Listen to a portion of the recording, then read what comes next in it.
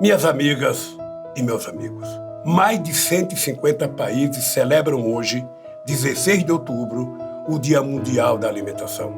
Data criada para conscientizar a opinião pública para a tragédia da desnutrição e da fome. Temos que comemorar também a recente concessão do Prêmio Nobel da Paz ao Programa Mundial de Alimentação da ONU.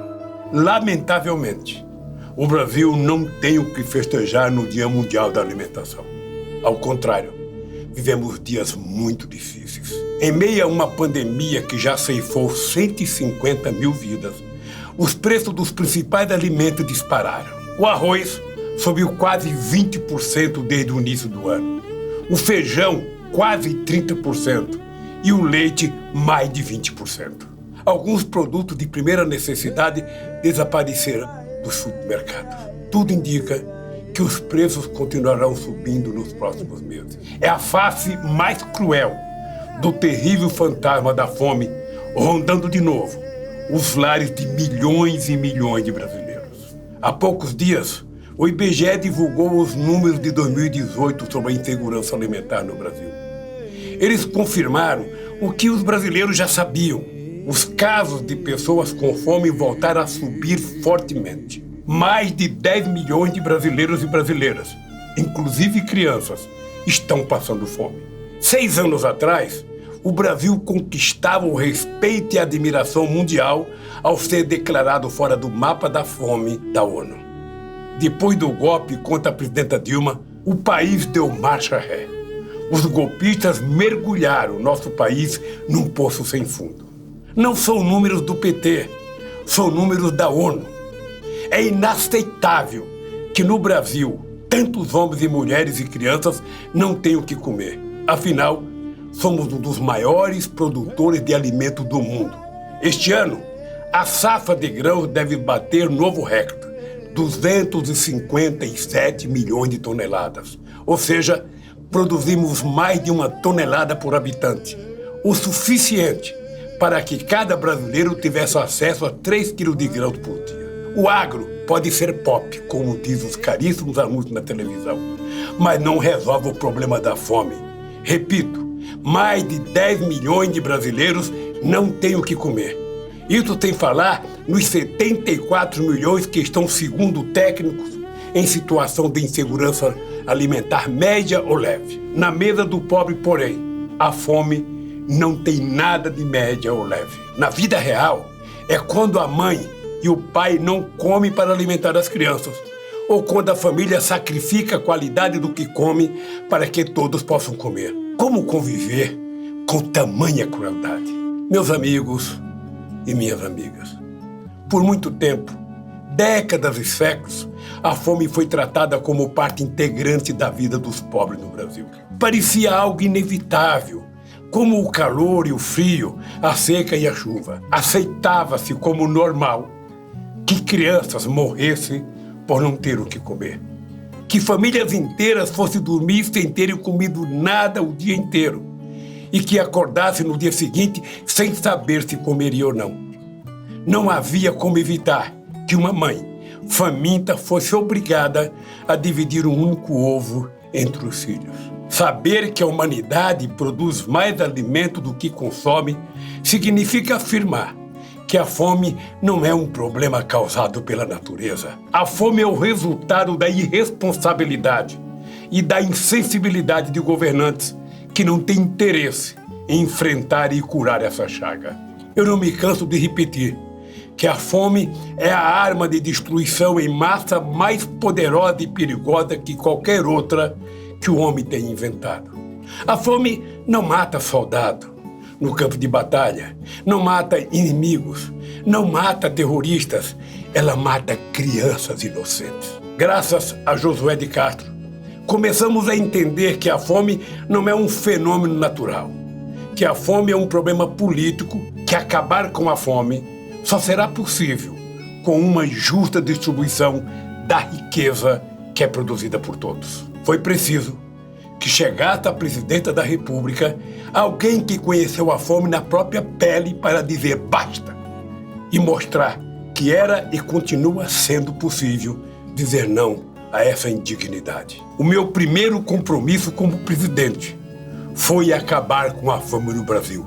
Está lá, no meu discurso de posse, para quem quiser ver. Se, ao final do meu mandato, todos os brasileiros tiverem a possibilidade de tomar café da manhã, almoçar e jantar, terei cumprido a missão da minha vida. Deixei o governo em 2010 com a certeza da missão cumprida. Em apenas 10 anos, entre 2003 e 2013, retiramos nada menos que 40 milhões de brasileiros da pobreza extrema e acabamos com a fome no Brasil. Enfrentar a fome de peito aberto foi possível graças à implantação de uma política eficiente de segurança alimentar. Aplicamos políticas públicas de transferência de renda, como o Bolsa Família. Em 13 anos, concedemos aumentos reais do salário mínimo.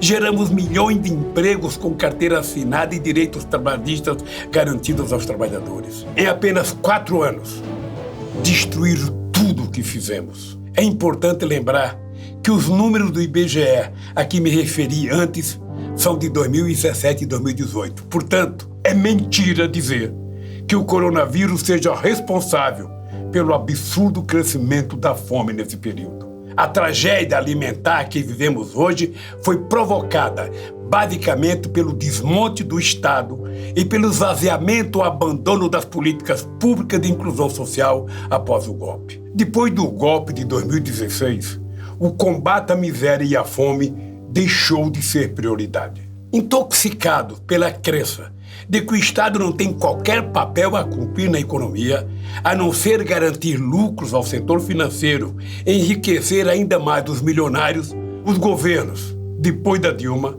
promoveram um desmonte sistemático dos estoques reguladores de alimentos, essenciais para garantir preços justos e acessíveis à população, especialmente à população pobre. Durante os nossos governos, a CONAB, a Companhia Nacional de Abastecimento, empresa pública do Ministério da Agricultura, comprava os excedentes na época da safra. Com isso, evitava que o preço ao produtor despencasse, o que poderia afetar negativamente o plantio da safra seguinte. E quando surgia o risco de desabastecimento, colocando em risco a alimentação da população, a CONAB tinha estoque estratégico para atuar nas crises, seja enchente, seca ou mesmo em momentos de aumentos de preço.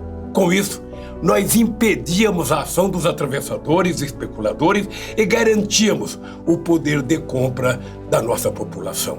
Infelizmente, devido à política de desmonte do Estado praticada pelos últimos governos, o Brasil foi apanhado de calças curtas e entrou na pandemia com os estoques públicos de alimentos praticamente zerados. O caso do arroz é o exemplo mais visível. Em 2010, a CONAB armazenou quase 1 milhão de toneladas do grão. Neste ano de 2020, o estoque ficou reduzido a apenas 21 mil toneladas, o que não garante nem um dia de consumo.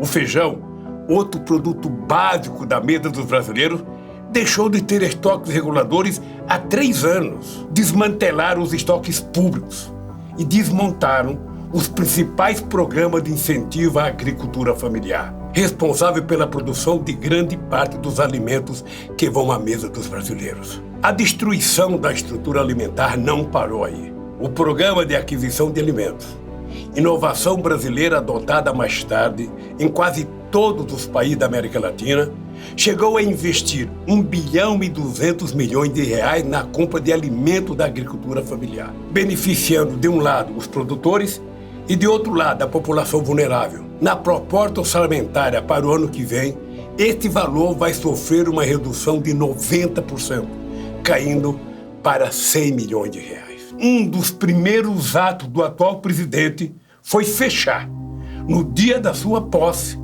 o Conselho Nacional de Segurança Alimentar, o CONSEA. O resultado não poderia ser outro. A fome voltou a crescer no país.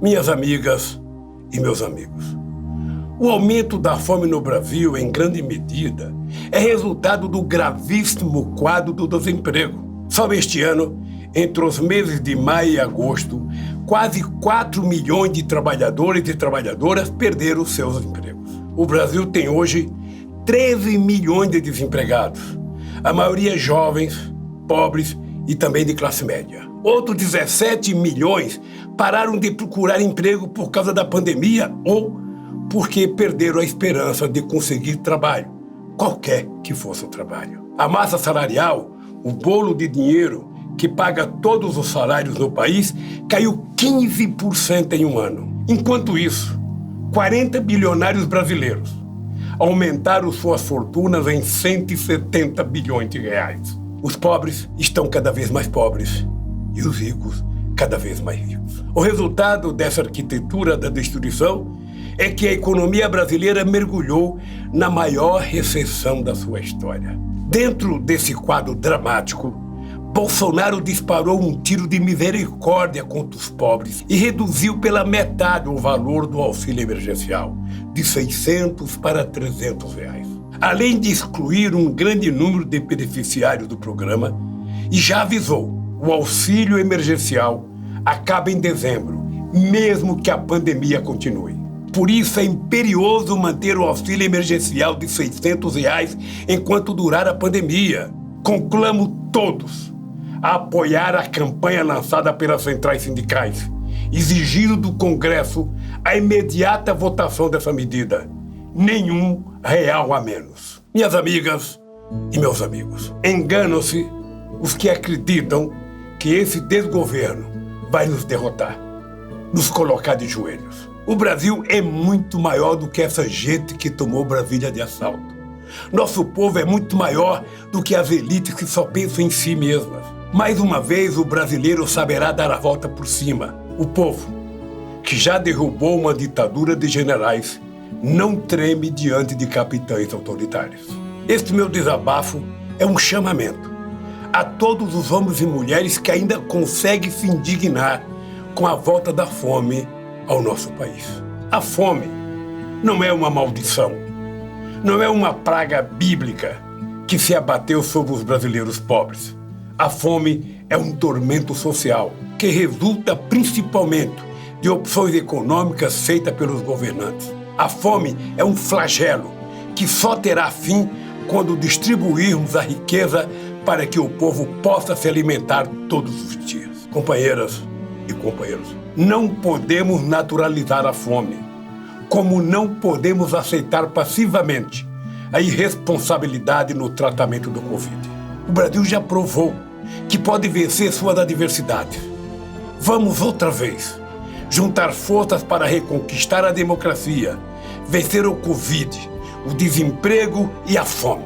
Mais uma vez, conto com vocês para tornar esse sonho realidade.